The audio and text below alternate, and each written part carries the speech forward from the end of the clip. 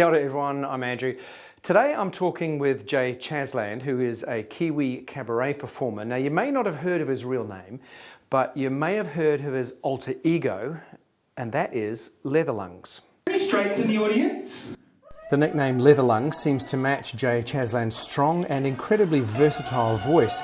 He was here recently for the 2020 Auckland Pride Festival, and he sat down with me to talk about his love of music and some of his struggles. I was really impressed and loved the show, and I wanted to kick off by asking you, explain the name. So explain Leatherlungs to me.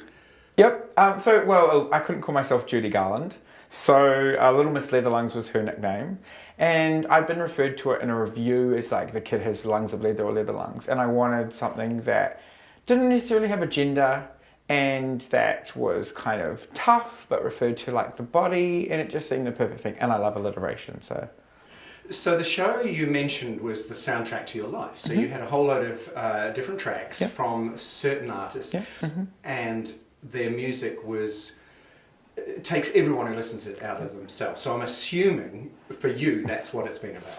Yeah, I mean, I've always been drawn to most of those artists anyway, but it just kind of felt in recent years, things that I'd gone through personally and sort of viewed in society that I was like, well, these are personal to me, but also it feels very universal to use these songs as a tool to discuss. And what I've always tried to do with the shows is that if the music's the familiar thing, it feels like the audience can come in and kind of knows me even if they don't, because there's that safety net of, oh, here's your family in terms of the songs. Part of your honesty on stage is that you shared some pretty traumatic experiences in your life, and I'm wondering if you feel comfortable about sharing those now. Yeah, and some of them are very new to me. But yeah, so at the end of last year I was diagnosed with HIV, and it was something that I was educated on because my previous partner was undetectable. So I think being educated about it, it didn't scare me as much, but it comes as a shock, you know. And I think the hardest part of that was actually just watching my family's heartbreak and what they assumed or thought. And they've been incredible. Like I won the lottery with my family, which is probably testament to why I've been able to keep going doing this, because they're so supportive. And other things that happened in Bahrain where I'd sort of gone through some pretty dark stuff, and I think... Without the details, can you name it? So it was a sexual assault. Yeah. And in some ways, and I know this probably sounds really weird and people won't understand, but I've come to terms with all of that, and even having the HIV diagnosis in a short time, because I'm not grateful those things happened, but I'm grateful for the people I've had around me, and I know not everybody has that.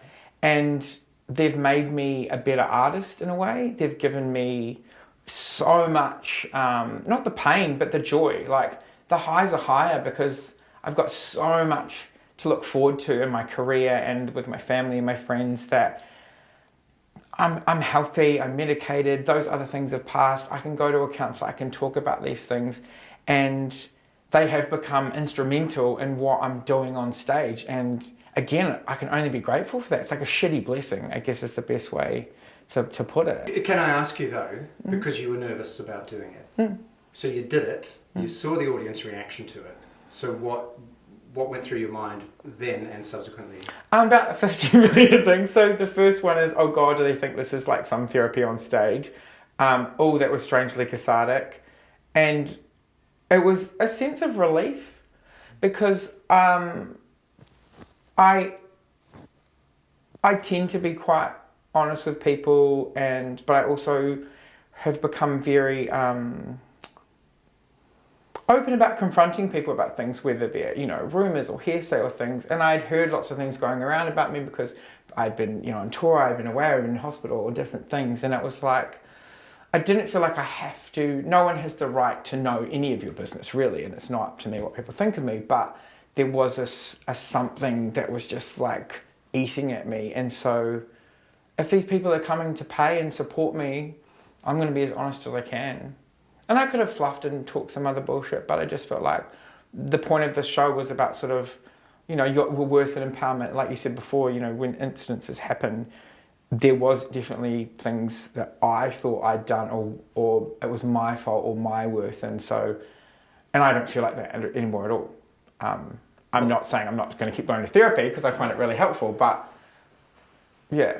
Well, I know, being in that audience, to me, I thought, I'm seeing someone who's really real here. Mm-hmm. And even if the circumstances are different, every single one of us suffers trauma, Yeah, absolutely. grief, all that kind of stuff. And even though the show and the music was very, at times, light and boppy or whatever, you can still get a message. You can still share something poignant. So, yeah. I suppose the last thing is where to from here. And I know you can't tell me too much about where to from here, but I'm going to ask the question anyway. So we're off to Adelaide Fringe after this, and then we've got a bunch of other festivals that we're sort of lining up for the year, and then a little project in another place. Which we'll have to wait. Yeah, we'll see how that goes. So mind your own business, Andrew. It'll come out when it's ready. Thank you very much. But yeah, it's been pretty exciting, and like I said, like, you know, things happen, bad things happen to everyone, but I am really grateful, and sometimes it sounds like a cliche coming out, but that I get to look forward to so much, and I do really think that you have to create those things yourself as well. And I am lucky. I have been given this incredible family. But yeah. Well, you are a Kiwi. Yeah. Even though you're based now in Australia. Yeah. So you will come back and we will talk some more. So yeah, congratulations. thank you very much.